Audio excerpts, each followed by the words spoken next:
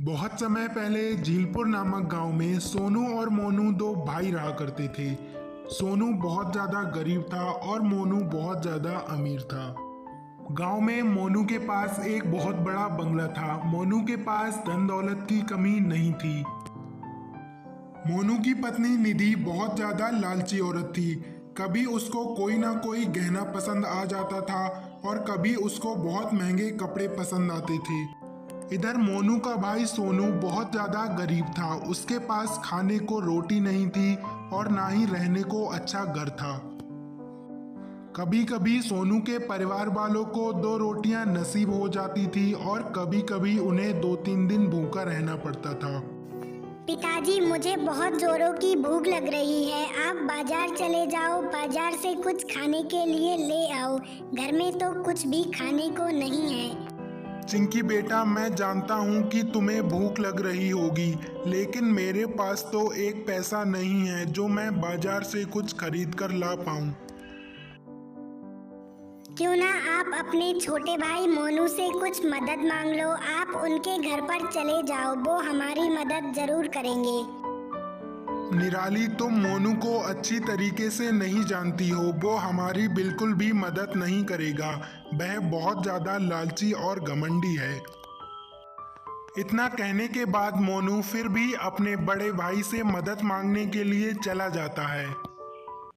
सोनू, आज तू मेरे घर पर कैसे आ गया? मुझे पता है कि तुझे पैसों की ही ज़रूरत होगी, इसीलिए तूने मुझे याद किया है, लेकिन मेरे पास तो एक पैसा भी नहीं है।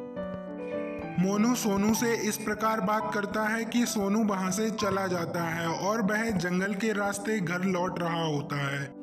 दादी माँ, यह लकड़ियों का गट्ठर आपका है क्या? चलो मैं आपके घर तक पहुँचा देता हूँ। हाँ बेटा, लकड़ियों का गट्ठ मेरा है, लेकिन ये बता तू आज इतना चिंता में क्यों लग रहा है? और लकड़ियों का गट्ठर बाद में पहुँचा देना। क्या बताऊं दादी माँ, मेरे घर पर कुछ भी खाने के लिए नहीं है। मेरी पत्नी और मेरे बच्चे भूख से तड़प रहे हैं। कोई भी मेरी मदद नहीं कर रहा है।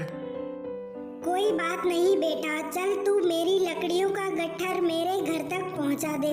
मैं तुझे बहुत अच्छी चीज दूंगी जिससे तू अमीर हो जाएगा। सोनू अमीर होने की बात को सुनकर जल्दी से दादी माँ का लकड़ियों का गट्ठर उठा लेता है और उसके घर पर पहुंचा भी देता है। धन्यवाद बेटा, जो तुमने मेरी लकड़ियों का गट्ठर मेरे घर तक पहुंचा दिया। अगर आज तुम मुझे नहीं मिलते तो मेरी लकड़ियां जंगल में ही रह जाती। कोई बात नहीं दादी माँ, इंसान का फर्ज होता है कि वह इंसान की मदद करे। आप मुझे कुछ अमीर होने का देने वाली थी, जल्दी दे दो। बेटा, यह मालपुआ है, तू इसे ले जा और लेकर जंगल में चला जाना। तुझे वहाँ पर एक गुफा मिलेगी, उसमें 3 बौने रहते हैं। उनको बहुत ज़्यादा पसंद है। मालपुआ के बदले तू उनसे उनकी पत्थर की चक्की मांग लेना और घर पर चला आना। बेटा, अब तू जल्दी से चला जा, नहीं तो तुझे देर हो जाएगी। सोनू मालपुआ लेकर सीधा जंगल की ओर निकल जाता है और जैसा कि उसे दादी ने बताया था कि गुफा में 3 बौने रहते हैं। सोनू गुफा के अंदर जाता है तो उसे वास्तव में 3 बौने मिलते हैं। एक बौना सोनू से कहता है, ए भाई, ये मालपुआ हमें दे दे और इसके बदले जो चाहे ले जा। मुझे इस मालपुआ के बदले तुम्हारी पत्थर की ये चक्की चाहिए, क्या तुम्हें मंजूर है?